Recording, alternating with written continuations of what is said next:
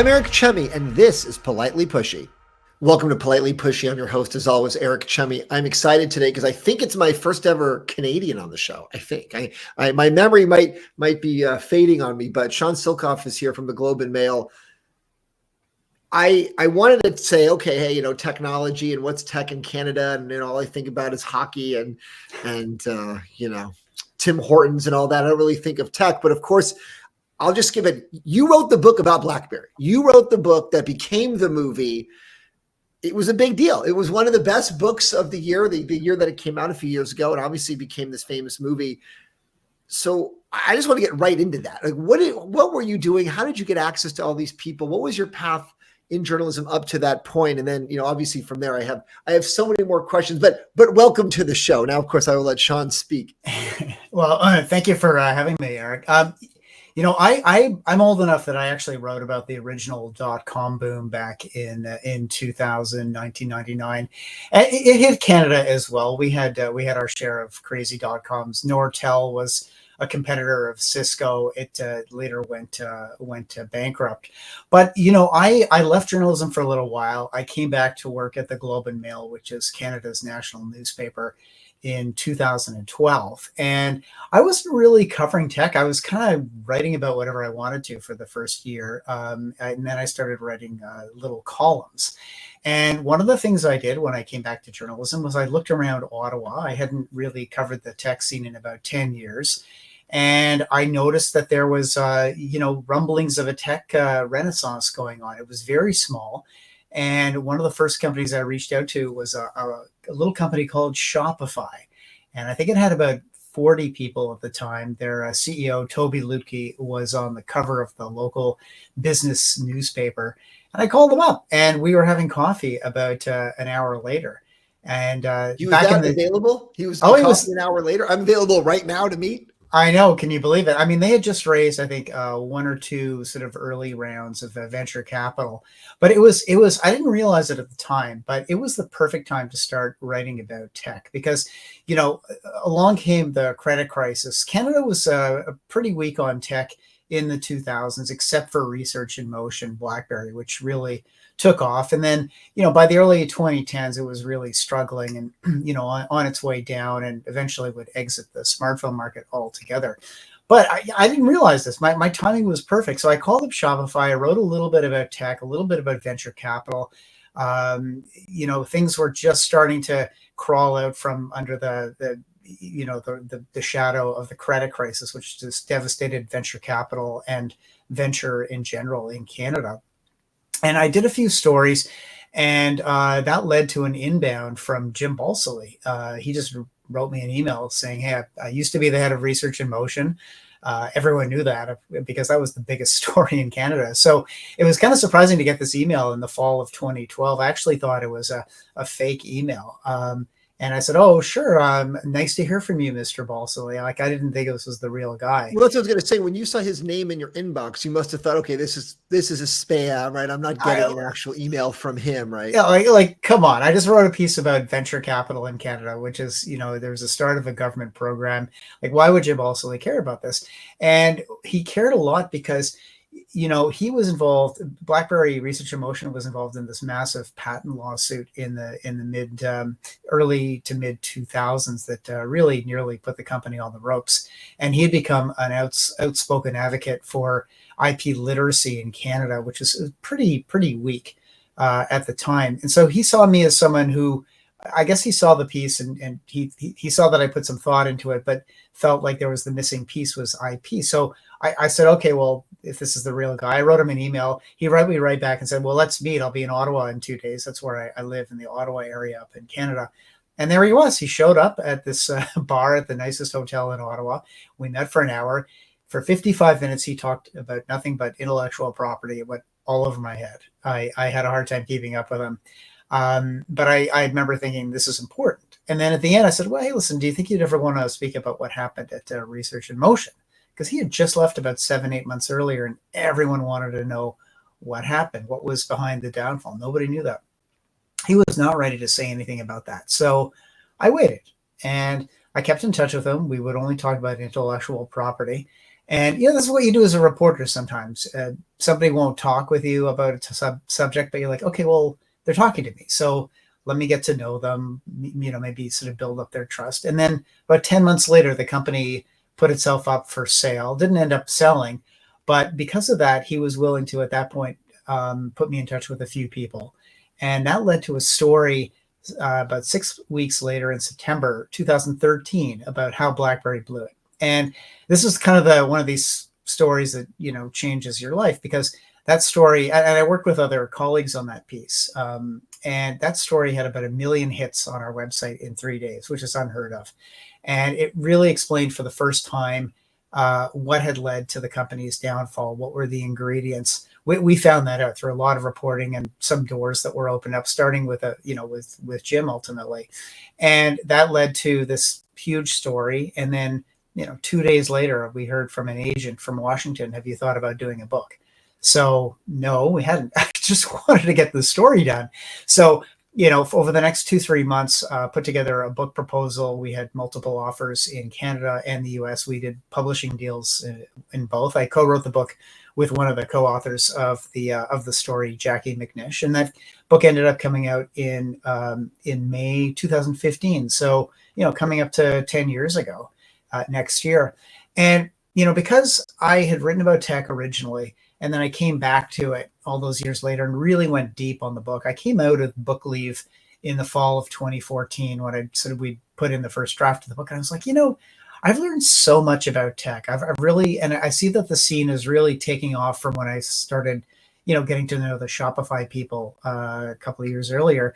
I think I want to go a little bit deeper on this subject. So I convinced my editors, why don't you let me write about tech? It's the scene is very nascent right now. Venture capital is just starting to pick up. We're seeing a lot of signs. And trust me that, if you let me run with this beat for a few years, I'll be writing about big companies that are just acorns right now. And it's now 10 years on, and it's kind of the golden era of Canadian tech. We've obviously had a big pullback like you've seen in a lot of places, including the US in the last couple of years. But we've got an awful lot of companies now that have hit the $100 million revenue mark. Some really successful companies, and I think they will really lead Canada, help lead Canada out of the economic turmoil that we've seen over the last couple of years. There's so much there. So you mentioned a line when you were first there. You were writing about whatever you wanted for about a year. How does someone get that job? What was the agreement to? I'm just going to come here. You guys are going to pay me, and I will do whatever I want. Right. You're not going to let me get away with just a glib answer there, are you? So here's the deal. I had left journalism 2.5 years earlier. I actually went to work for Canada Post, which is like the United States Postal Service equivalent up here in communication. So I was doing I went from writing news stories in Montreal, which is where I had been, to writing annual reports and employee magazines. I was the editor of the employee magazine.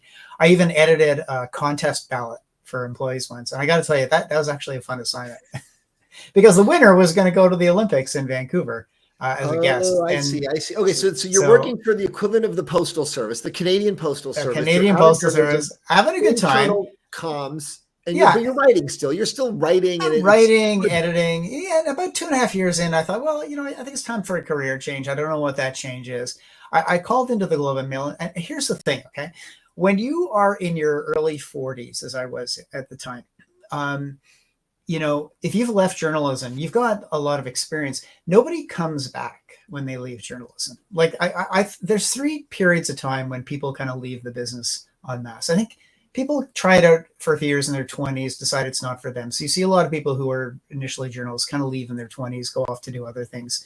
Then I think a whole bunch of people leave the business in their late 30s because, frankly, they can earn a lot more money in other careers, and they're mid-career. Maybe they have kids, mortgages, and they're like, well, I need to up my earning potential. And then, you kind of hit what I call the buyout zone in your 50s, because this is a shrinking industry. Every few years, a lot of journalism outlets have buyouts. And so you either make it to retirement or that's kind of the last gasp. So you sort of have these 3 odd periods when a lot of people leave the business. What you don't have is a lot of people mid-career coming back. And so when I told the Globe and Mail, hey, I'd be interested in seeing what you have to offer, like very quickly, they were very interested. As a business journalist in particular, I've got a lot of experience. I know a lot of the players, and there just aren't that many people like that who are available. So I got hired on, and the idea was that the Globe and Mail was starting up kind of like the Canadian equivalent of Lex, which the Financial Times runs,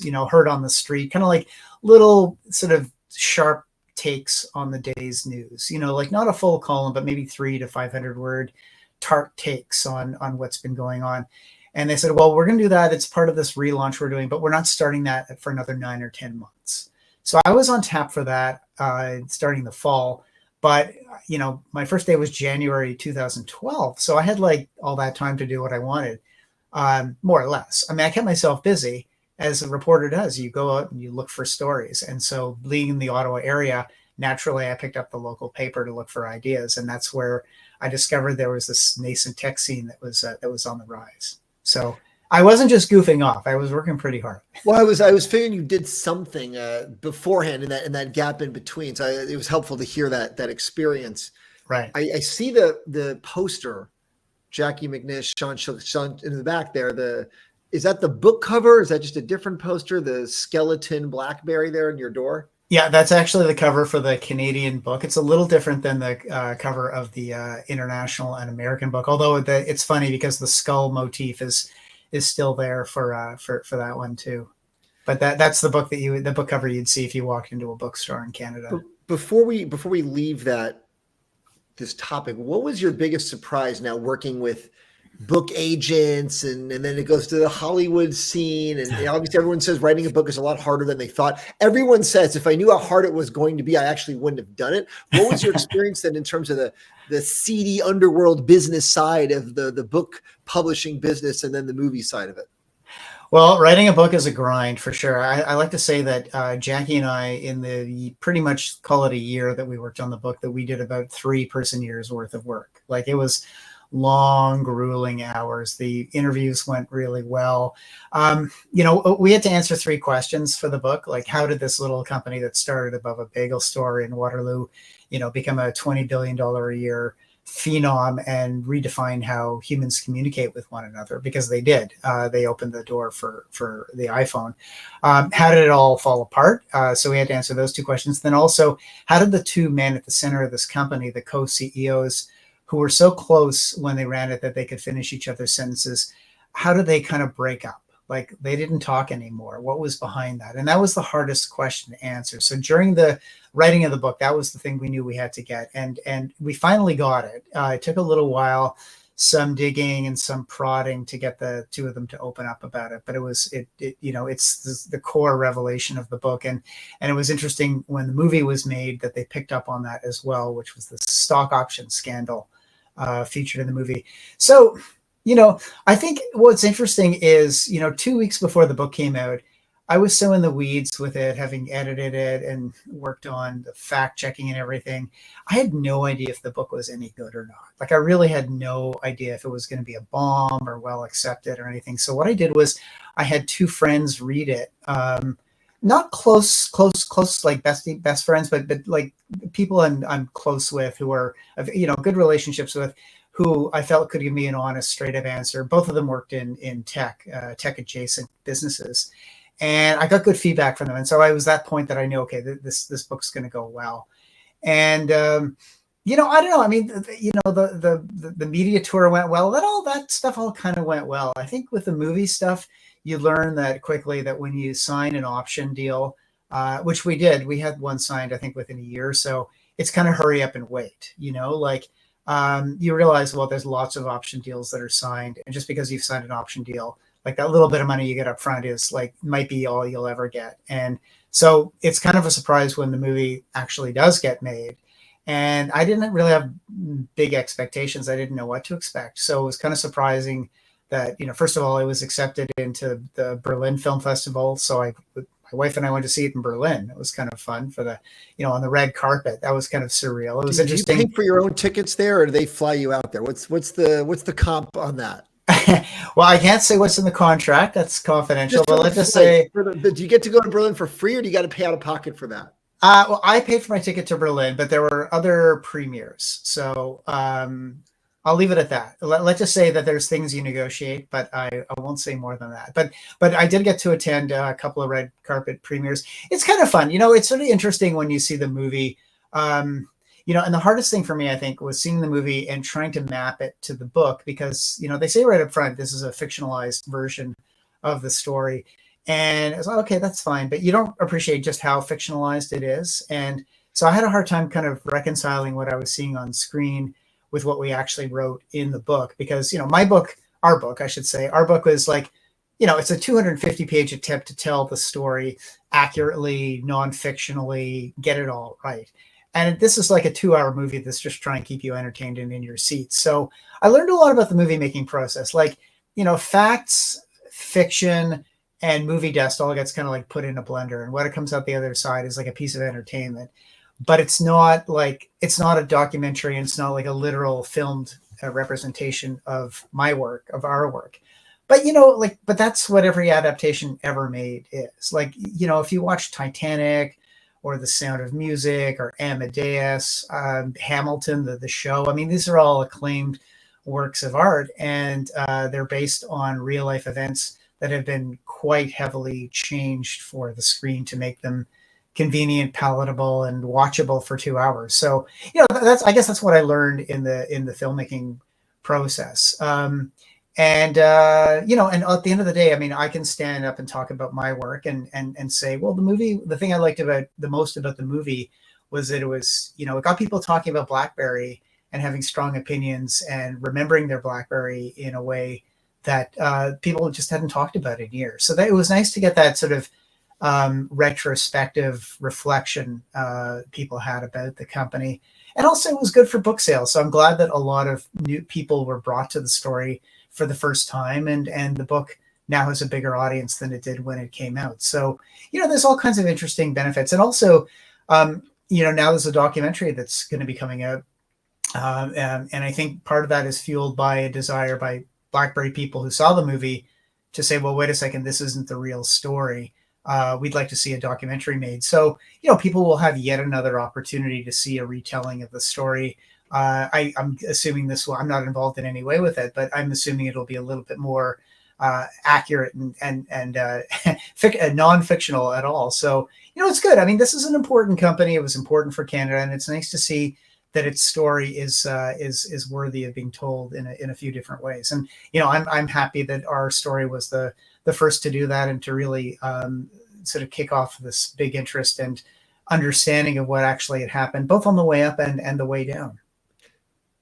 Now you've given me a few more questions. I'm trying to get to like more recent stuff, but I'm just curious real quickly, if they were going to make it fictionalized, did they need to pay you to sort of an option fee? Could they have just made up their own story? Did they really need to sort of buy the rights of the book to then go and change it? If the documentary you're saying you're not involved with, but that one's going to be more factualized, but they're not, it sounds like they're not paying you for any option rights there. So how does that work from a business point of view? Well, what is happening with the documentary is they've agreed to interview a whole bunch of original executives at the company, so it's their story. Right. I mean, we were just reporting their story in our story in their book, but they're actually they're going direct to source. So I mean, I assume that they'll be able to piece together.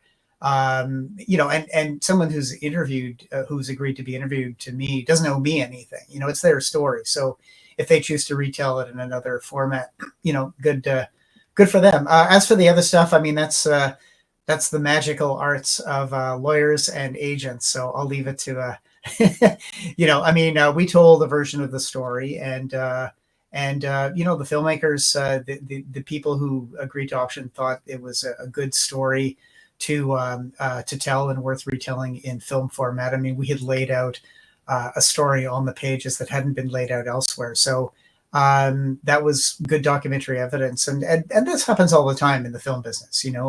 People will routinely option stories. They'll option stories in the newspaper, books. That just happens. That happens every week. So I guess that was just yet another deal of that ilk. Right. And then lastly, and then I'll move on. Did you learn more about yourself as a business person being part of these negotiations? It's, I think, your first book, right? The first time you're dealing in all these things. So when you said, oh, we negotiated these things, how do you even know, well, what is the norm? How do I know what I'm negotiating for? Because I've never done this before. This is not my 10th book that has been, I'm not Michael Lewis, right? Where every book he writes is turning into a movie. Right. And, that's a good question. Well, we trusted our agent, Howard Yoon, who had been our original agent on Oh, the I know book. Howard Yoon. I know Yeah, I Howard mean, Yoon. Yeah. Howard's great, and Yeah. Howard, like, you want Howard in your foxhole when it's time to do hardcore negotiations, and he did a good job. We trusted him. We had a few questions back and forth. Maybe along the way there were things. Well, can they throw this in, that in? It was pretty minor stuff though. Like generally there was agreement from the outset.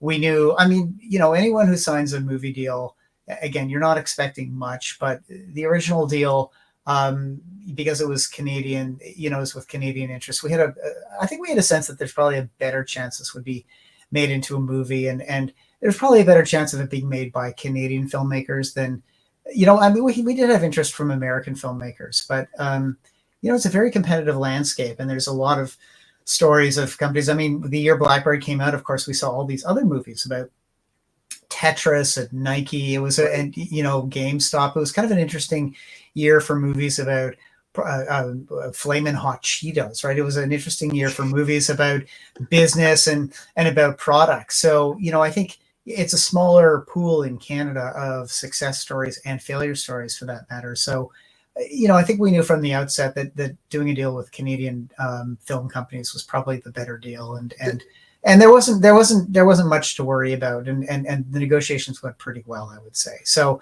I think we were guided by a general sense of what would be the right outcome, and I think we got the right outcome. And if Jim Basile had not emailed you, would this have ever happened?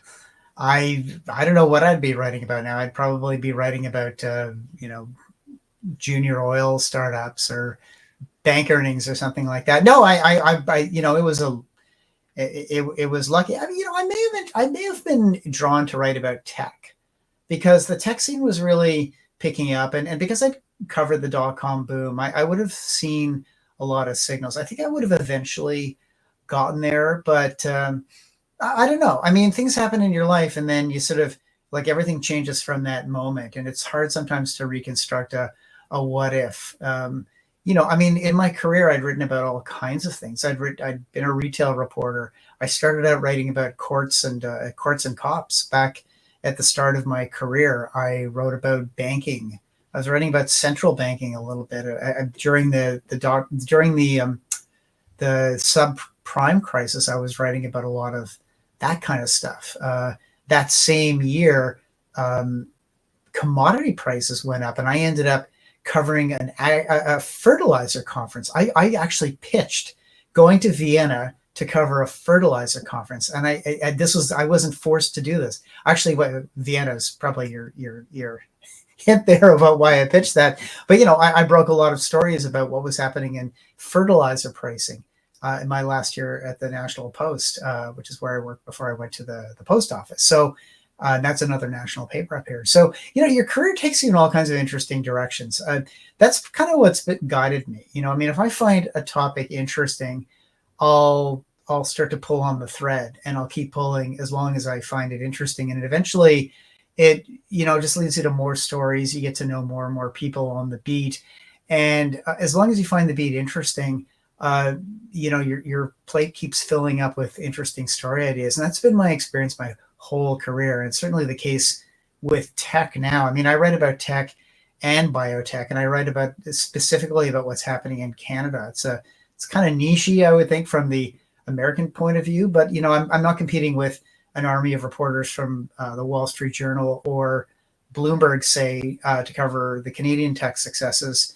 Whereas if I tried to write the Canadian take on Google or Apple all the time, I'd have a lot of company, and I'd probably be at the back of the bus. So it's this way I can tell stories about Canadian tech and biotech entrepreneurs for a Canadian audience, and I've discovered, as the Globe and Mail has, that there's a huge audience for it here, and I think they feel well served by that. So I'm quite happy about that. Yeah, it's interesting that you say it, because it does feel like from some of the Canadian companies that we've talked to that there is a positive bias in Canada to want to talk about Canadian companies, right? Whereas American media doesn't want to talk about Canadian companies typically. And if you're a Canadian company, well, let's put, like you said, you would have been in the back of the bus, right? Like there's a little bit of a mismatch, but I think if you're a Canadian outlet talking about a Canadian company, you're more likely to get traction there. Or a Canadian company is more likely to get coverage from Canadian media than if they're trying to get coverage in America, where all of a sudden there's many more companies, there's many more bigger companies, and they can get crowded up. Do you, again, I'm south of the border, right? So you're actually in it. Do you feel like that's generally the right way of thinking about it, or am I missing something from not really being on that soil? Well, here's the thing. I read about companies that are, typically on the on track to be fast growers, become important companies. I mean, look at Shopify, right? I was writing stories and features about Shopify when it was still small and up and coming. It's got a market cap now of somewhere around $100 billion. So it's big. And we have a lot of up and coming companies that are on the trajectory to reach, 10 billion plus market caps if they keep going. We're going to let it, I know you're busy. You got the phone ringing. This is the real world though. This is what happens, right? It's Jim Pilzilli calling you. I am going to send that one to, send it to voicemail. There we go. Sorry about that. I like that we have something real here. Normally someone would say, let's edit that out. But no, you're getting a phone call. Someone has hacked into our recorded conversation here, and they want to break a story to you. So yeah, that was actually a unicorn CEO calling me. For real? For real. But I can call that person back. Canadian one, I assume, right? Well, that's the thing about covering tech in Canada, right? So I'll go back to that point. Sorry for the interruption. Okay. There's companies here. We've got a lot of centaurs, a lot of companies with 100 million or more in revenue that are real companies doing well, growing fast. You're going to be hearing about them in the United States, just like you do Shopify now. So some are already on the radar. I mean, there was a company here called Clio. It did a $900 million secondary, and that was covered by all the major publications.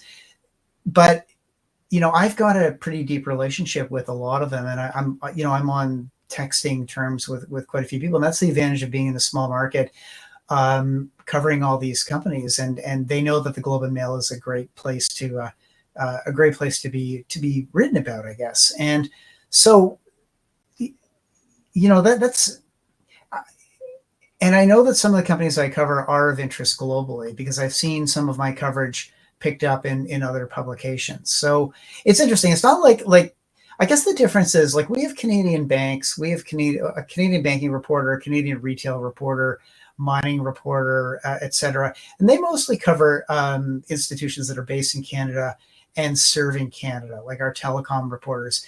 And I mean, our banks have made some double. It's like it's a Canadian company whose customers are also Canadian, as opposed to RIM, whose customers were around the world, even though the company was based in Canada. Yeah, and most of the beat reporters here are writing about Canadian companies that are really focused on the Canadian economy. Some of them are global for sure. But, the difference, I think, with my beat is a lot of these companies start off small, but they aim global. And if they're successful, they will be global names with a very little market in Canada, maybe 5% of sales. And for the first 10 or 15 years of their life, as they're becoming successful, it's largely geared toward a Canadian audience. So I can give our readers a front row seat into who these people are. Is there a cheerleading bias, you think, though? Because it's like, hey, we want to support our Canadian companies. We want them to be bigger. I feel like in America, there's a lot of trying to crush these companies in the media. Do you feel that you're generally positive and good, a good relationship with them, or does it still get antagonistic and, I'm trying to break something, but maybe it's negative, or companies are, fighting you? How do you feel the relationship is? Yeah, that's a great question, because tech reporters often get accused of boosterism. And certainly when times are going well and, they talk about up and to the right and companies are raising big amounts of money, I mean, that's news. And a company that raised 50 million last year raised 200 million this year. I mean, they're going places. And so, you write about a lot about that. But, and certainly in the .com, or not the .com boom, but I guess the pandemic boom, I was writing about a lot of these big financings.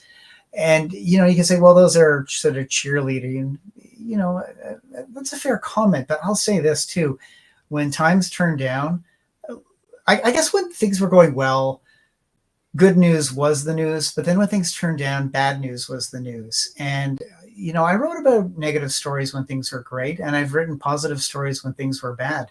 But I certainly have not held back writing about some of the absolute flameouts here, the recaps, companies that went from unicorn valuation to a tenth of that valuation, companies that went out of business, bad deals, etc. I mean, I don't think of myself as a good news reporter. I think of myself as another call. Look at that. I love it. I love it. It's, you're not going to Please believe do. this.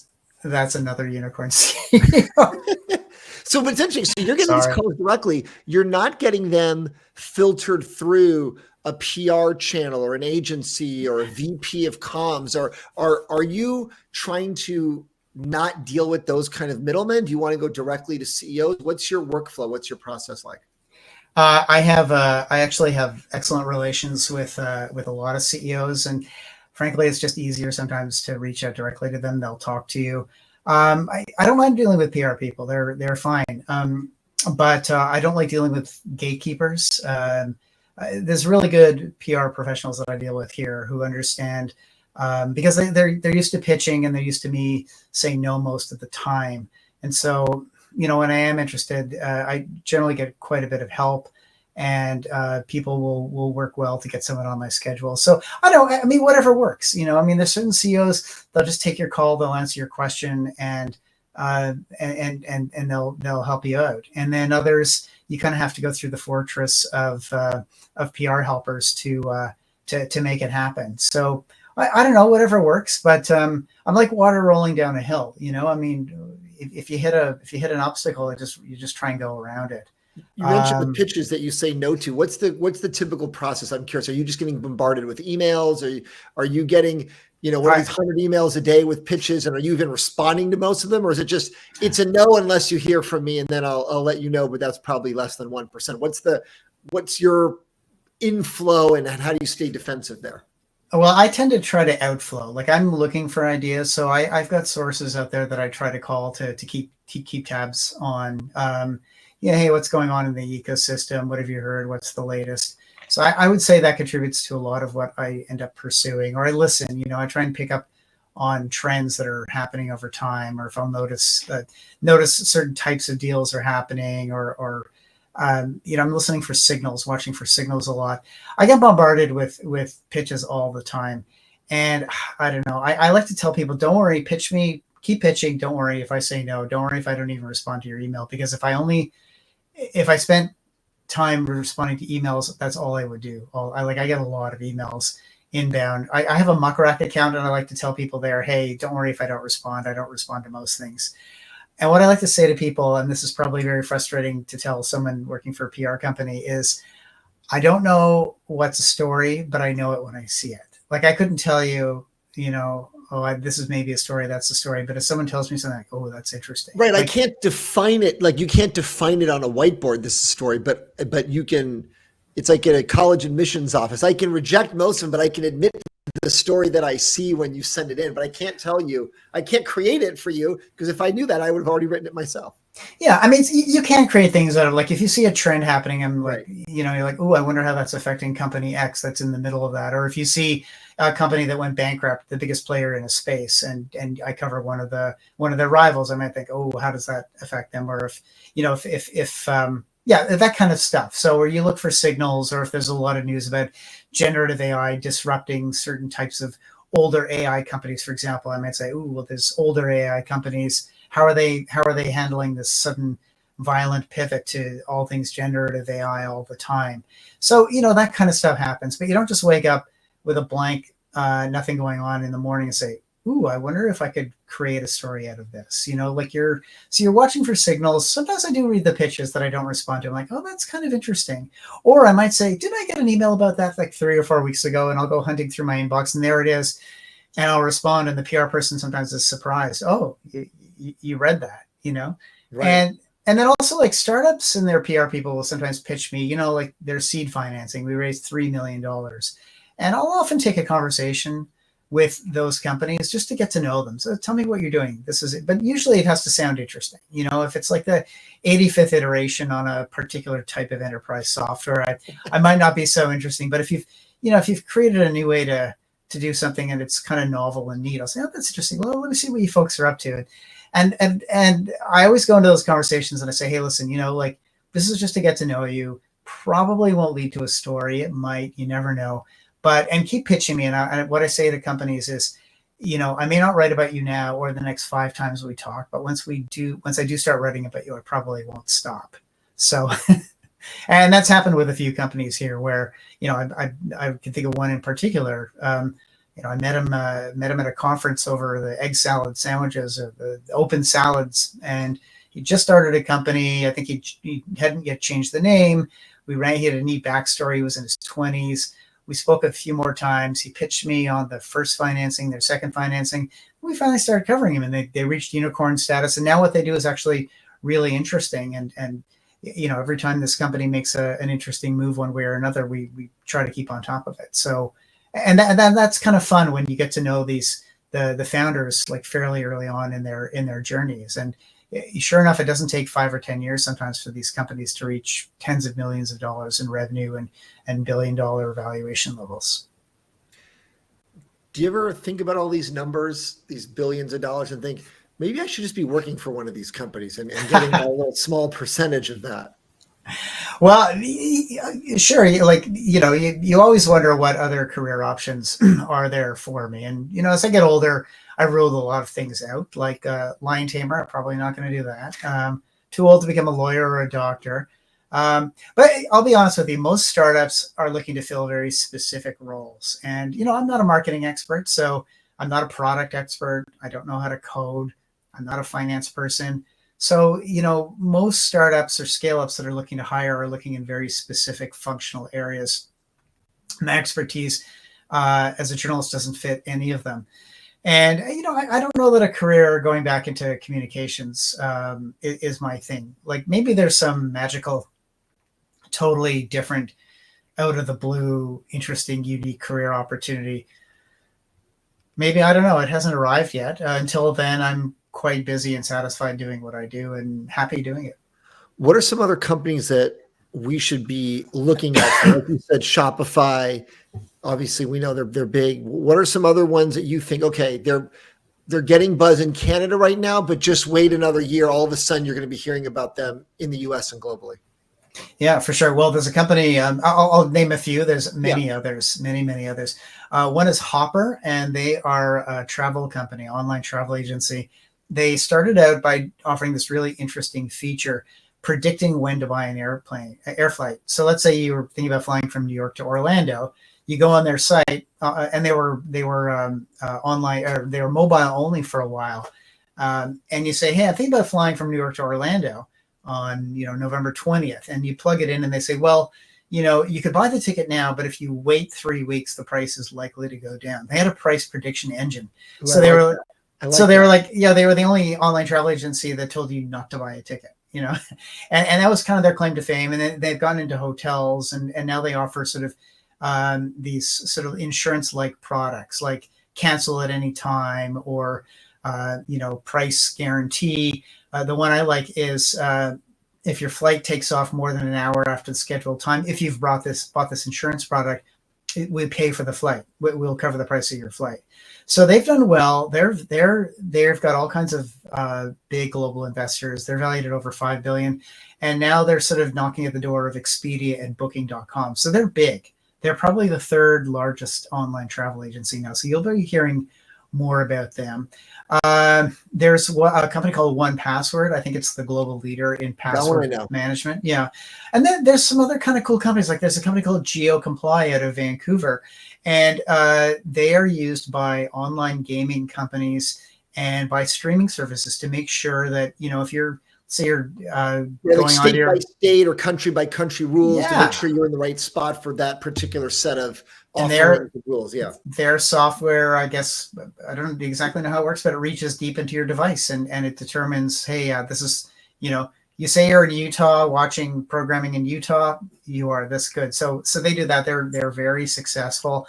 We have some other neat companies. One of my favorite stories is SheerTex, and it's not a tech company per se, but they've built a new type of legging. Like basically, they want to take over the pantyhose market with leggings that don't And you're rip. working on this story? You're doing pantyhose stories?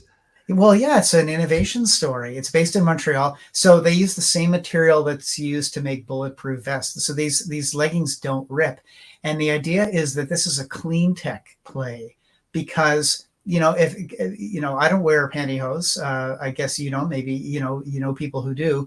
Pantyhose rip really easily, and they get tossed in the landfill. And so if you can buy a pair of pantyhose that never rips, less for the landfill. And so they're actually considered a clean tech play.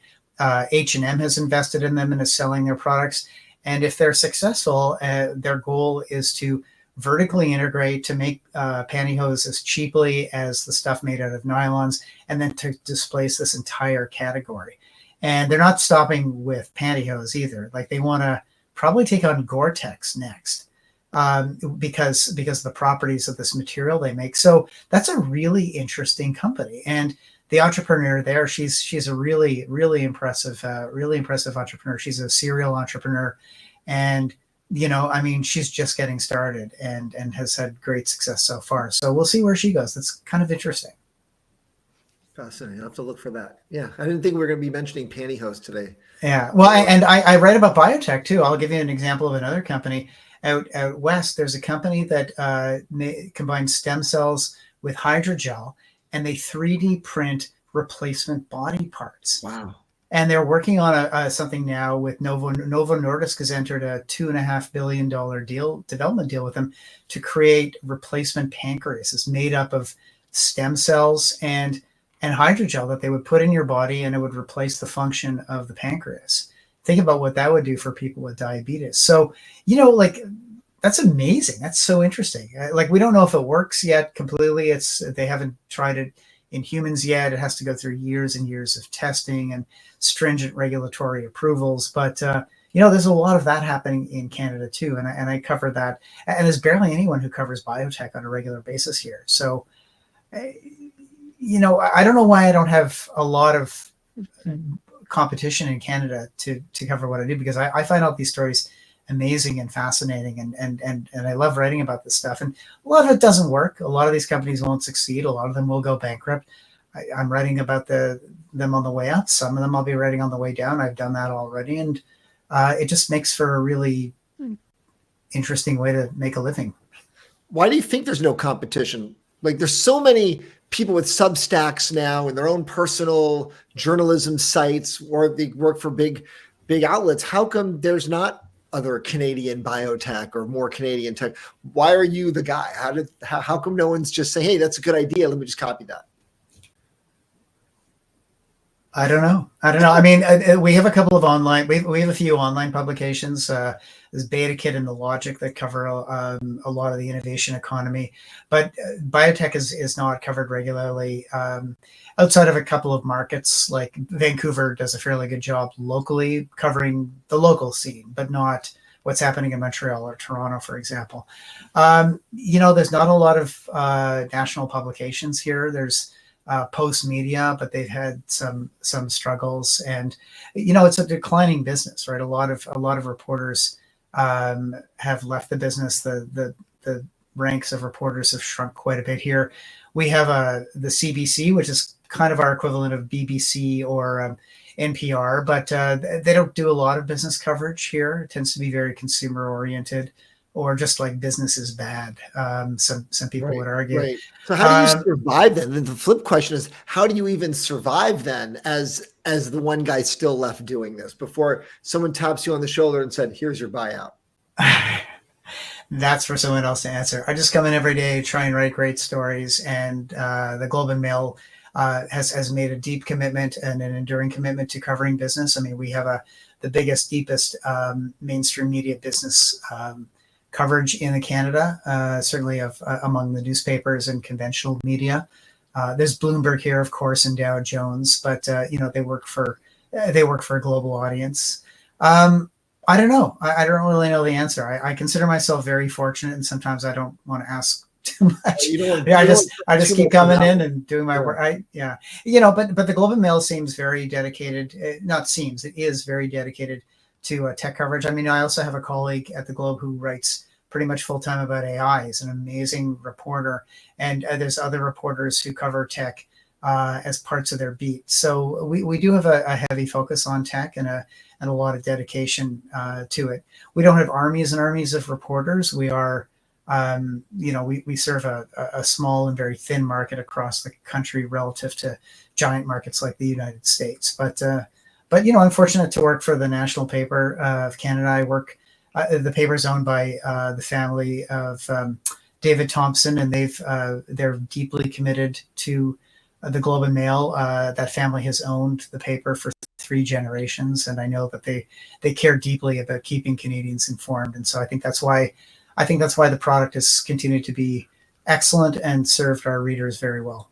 And then lastly, as you talk about the companies, they go up, they go down. You don't know which ones are going to succeed. Do you ever in your head play that game of predicting, I think this one will do well, or I think this one won't do well? And then when it either happens or doesn't, do you ever find yourself surprised that, I thought this was going to be a great idea, it didn't pan out, or I never thought this would succeed, and somehow yet it did? Yeah, that's a fair question. I mean, you're sort of taking a bet based on the companies you cover, because there's so many companies that come at you. Well, which ones are sort of interesting to cover? And I think that's why it's good to start to get to know them early on and not cover them, and watch their progress and say, well, get back to me in 6 months. Let me know how you're doing. And, right. and so there's a lot of companies that I do start covering after a few years of getting to know them, and they've sort of hit their marks. They're growing well. And you get other validation points. Like you talk to the venture capitalists who've invested in them and gotten to know them. You talk to some of their customers.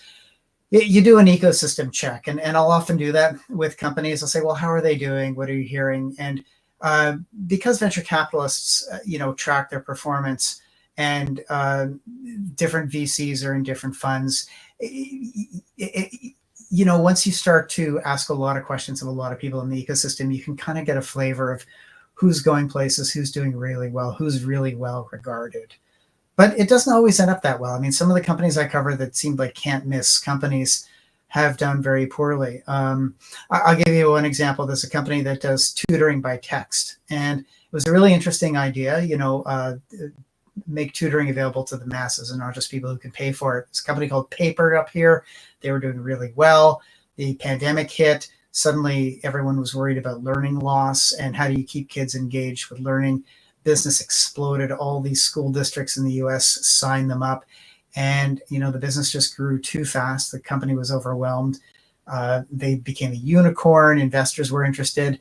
But, they had a lot of growing pains. And so we wrote about, them being in the right place at the right time and their backstory on the way up. And then when things started to really go south about a year ago, I started writing about the downfall. So I feel like I've written about the whole cycle of this company, and they're in kind of a tough position right now because a lot of that funding that went into school districts from the federal government in the US for COVID is running out. And the product wasn't successful in the eyes of some school districts, so they stopped using it. So, and they've just laid off all their tutors in Canada. So it's a company that's in a tough shape. So, I don't know. It was interesting to cover that company when it seemed like a great idea, doing really, really well, and then seeing the turn. And at every step, I just feel like I've served the readers fairly and accurately, and provided a fairly accurate and balanced moment in time snapshot of where the company is, and reminding people of where it's been.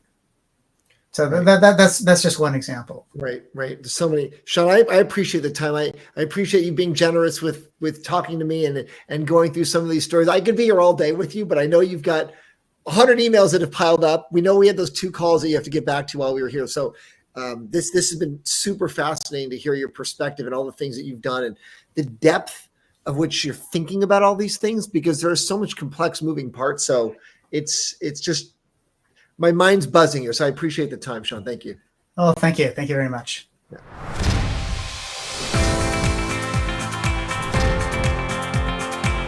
Thank you to my guest, and thanks for listening. Subscribe to get the latest episodes each week, and we'll see you next time.